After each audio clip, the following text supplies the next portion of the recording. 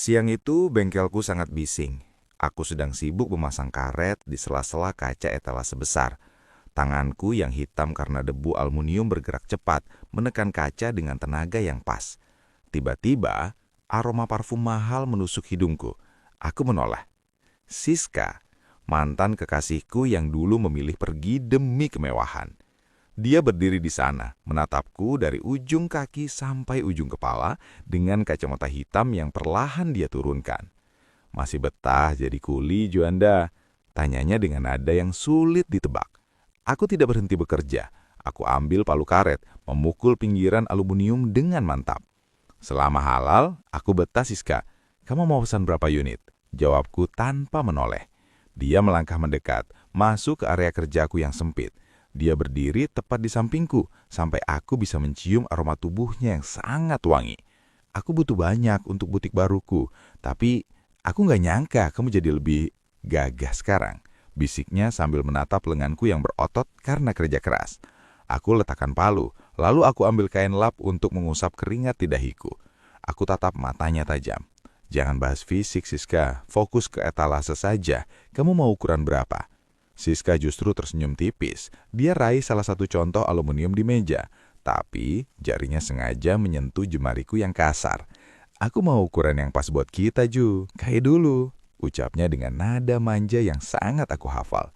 Boleh minta nomor teleponmu? Aku mau konsultasi desainnya malam nanti. Secara pribadi. Aku terdiam sebentar. Lalu aku ambil kartu nama di saku celanaku yang kotor. Aku berikan padanya. Silahkan, tapi jangan tanya soal masa lalu. Aku cuma bicara soal kerjaan. Dia mengambil kartu itu dengan perlahan. Jemarinya mengelus telapak tanganku yang pecah-pecah karena kerja kasar.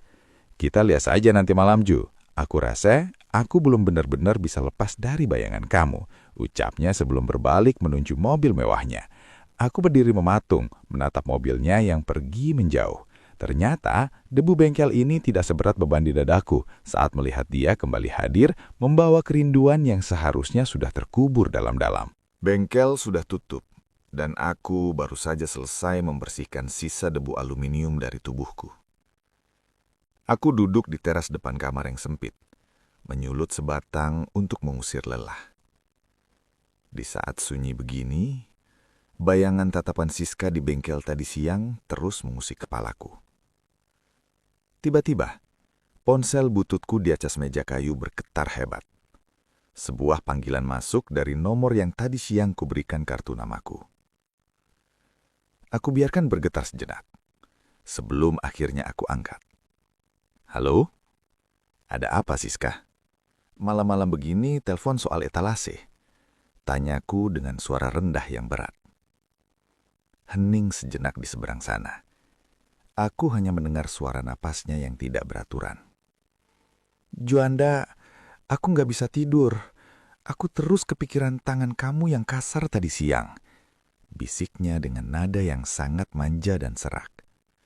Jujur, aku baru sadar kalau kemewahan yang kupunya sekarang gak ada artinya kalau aku selalu merasa sepi. Aku terdiam, menghisap asap dalam-dalam, lalu menghembuskan asapnya perlahan ke udara malam. Jangan mulai lagi, Siska. Kamu sudah punya jalanmu sendiri, dan aku tetap jadi kuli di sini. Aku sudah sendirian sekarang, Ju. Aku sudah berpisah dengan dia. Potongnya cepat, seolah takut aku menutup telepon. Besok, aku mau kita ketemu. Bukan di bengkel, bukan soal etalase. Aku mau ketemu kamu secara pribadi. Aku mau bicara soal kita yang dulu. Aku belum bisa melupakan kamu, Ju. Aku tertegun. Kalimatnya barusan meruntuhkan semua pertahanan yang aku bangun seharian ini. Aku raih gelas kopi pahit di sampingku, lalu aku teguk sedikit.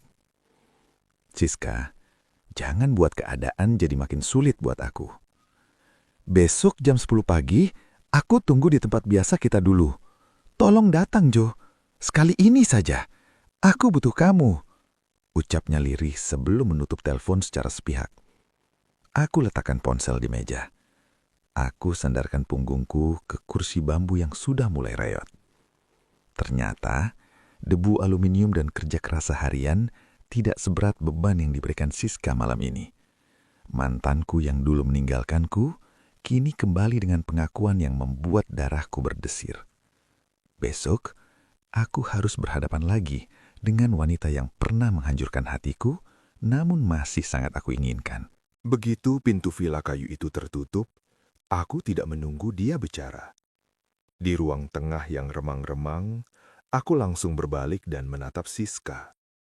"Kamu bilang mau bicara, Siska. Bicara sekarang." Bisikku dengan suara rendah yang sangat berat tepat di depan wajahnya. Siska gemetar. Dia tidak menjauh. Justru dia melingkarkan kedua tangannya di leherku. Jari-jarinya yang halus meremas kerah jaket kulitku dengan kuat. "Juanda, aku lelah pura-pura kuat. Aku kangen kamu yang kasar begini. Aku kangen caramu memelukku," jawabnya dengan suara yang manja dan serak. Aku tidak menahan diri lagi. Aku lingkarkan lengan berototku di pinggangnya. Aku tarik tubuhnya sampai tidak ada lagi celah di antara kami. Aku bisa merasakan detak jantungnya yang berpacu kencang di dadaku. Aku raih tengkuknya dengan tangan satunya. Aku paksa dia mendongak menatap mataku yang haus akan kehadirannya. "Malam ini, lupakan butikmu. Lupakan duniamu yang mewah. Di sini, kamu cuma milikku," ucapku tegas sambil mengusap bibirnya dengan ibu jariku yang kasar. Siska merintih pelan. Dia melingkarkan kakinya di pinggangku saat aku mengangkat tubuhnya dengan satu gerakan kuat. Aku bawa dia menuju sofa kulit yang lebar. Aku baringkan dia perlahan, namun aku tidak melepaskan tatapanku. Aku kunci gerakannya dengan tubuhku, membiarkan dia merasakan beratnya tanggung jawab dan kerinduan yang aku pendam bertahun-tahun. Di dalam villa yang sunyi ini, hanya ada suara napas kami yang saling memburu. Aku kecup lehernya dengan dalam, menyalurkan semua gejolak yang dulu sempat terputus. Malam itu, di bawah remang lampu, Siska benar-benar luluh. Dia menyerahkan segalanya pada kuli etalase yang dulu dia tinggalkan. Karena hanya di pelukanku dia merasa menjadi wanita seutuhnya, tanpa saling menyalahkan. Tidak ada lagi kata-kata tentang siapa yang salah atau siapa yang benar. Malam ini, semua itu tidak penting lagi. Aku langsung melakukan aksi nyata. Aku raih kedua tangannya. Aku letakkan di pundakku, lalu aku lingkarkan lenganku di pinggangnya dengan sangat kuat. Aku tarik tubuhnya sampai benar-benar menempel di dadaku yang bidang. Aku bisa merasakan napasnya yang panas menerpa leherku, membuat bulu kuduku meremang. "Siska, jangan pikirkan apa-apa lagi. Di sini cuma ada aku dan kamu," bisikku dengan suara rendah yang sangat berat tepat di depan bibirnya. Siska tidak menjawab. Dia justru menarik tengkukku, meremas rambut belakangku dengan jari-jarinya yang halus, seolah ingin menarikku lebih dekat lagi. "Mas Juanda, aku nggak mau dengar apa-apa lagi. Aku cuma mau ngerasain tangan kasar kamu di tubuhku. Sekarang!" jawabnya dengan suara yang sangat serap dan manja. Aku tidak menahan diri lagi. Aku gerakan tanganku yang kasar, mengusap punggungnya dari atas sampai ke bawah dengan tekanan yang mantap. Siska memejamkan mata. Kepalanya bersandar lemas di bahuku sambil menghirup aroma maskulinku dalam-dalam. Aku tidak menghakiminya, dan dia pun tidak memprotes gerakanku. Kami berdua sama-sama hanyut dalam gejolak yang meledak-ledak. Aku angkat tubuhnya sedikit, aku dudukkan dia di pangkuanku sambil tetap mendekapnya sangat erat. Aku bisa merasakan detak jantung kami yang berpacu kencang, seolah sedang berlomba dalam kesunyian villa ini. Aku kecup lehernya dengan sangat dalam, menyalurkan semua rasa yang selama ini terpendam tanpa perlu banyak bicara. Di dalam ruangan yang remang-remang ini, dunia luar seolah menghilang. Tidak ada lagi status, tidak ada lagi masa lalu. Yang ada hanyalah tanganku yang terus bergerak melindungi dan memilikinya seutuhnya. Malam ini, di puncak asmara ini, kami benar-benar menyatu dalam kejujuran rasa yang paling dalam, tanpa saling menyalahkan. Aku duduk bersandar di sofa kayu yang lebar. Aku tarik tubuh Siska agar dia duduk di antara kedua kakiku. Menyandarkan punggungnya tepat di dadaku. Aku lingkarkan kedua lenganku di perutnya. Mendekapnya kencang sampai tidak ada celah. Aku ingin dia merasakan hangatnya badanku di tengah dinginnya malam. Di luar jendela, kabut putih sudah tebal menyelimuti pohon-pohon. Aku tempelkan pipiku di bahunya, menghirup aroma lehernya yang masih terasa panas. Lihat kabut itu, Siska. Di luar dingin, tapi di sini kamu aman sama aku, ucapku dengan suara rendah yang berat. Siska tidak menjawab. Dia raih telapak tanganku yang kasar dan kapalan, lalu dia tempelkan ke pipinya yang halus. Dia genggam jemariku erat-erat, seolah tidak mau aku lepaskan. Mas Juanda, aku nggak mau pindah dari sini. Aku cuma mau ngerasain pelukan kamu terus, bisiknya dengan suara serak. Aku tidak banyak bicara lagi. Aku pererat dekapanku. Aku usap lengannya yang halus dengan telapak tanganku yang kasar. Aku tidak memikirkan bengkel etalaseku, dan dia tidak memikirkan butiknya yang mewah. Kami cuma diam, mendengarkan suara nafas masing-masing yang sudah mulai tenang. Ini cara kami melepaskan rindu yang sudah lama menumpuk, tanpa banyak drama, tanpa banyak kata-kata. Aku kecup pelipisnya sekali, lalu aku biarkan dia memejamkan mata di dalam pelukanku. Di balik kabut yang tebal itu, aku tahu satu hal. Siska benar-benar luluh dan merasa terlindungi di tangan kuli seperti aku. Pagi mulai datang di balik kabut. Aku masih duduk di sofa, dengan Siska yang tertidur pulas dalam dekapanku. Aku usap helai rambut yang menutupi wajahnya dengan ujung jariku yang kasar.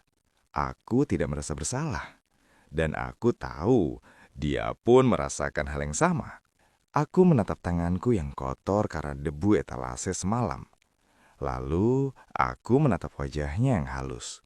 Siska, jangan pernah salahkan dirimu atas malam ini. Aku tidak pernah menyalahkan kamu, ucapku dengan suara rendah yang sangat berat. Meski aku tahu dia belum sepenuhnya terjaga. Dia bergerak sedikit, mengeratkan pelukannya di pinggangku tanpa membuka mata. Aku tahu, Mas Juanda, kita berdua yang mau ini. Tidak ada yang salah, jawabnya dengan suara serak yang hampir tidak terdengar. Aku mengangguk tegas. Aku tidak menghakimi keputusannya untuk kembali, dan dia tidak menghakimi kehidupanku yang hanya seorang kuli.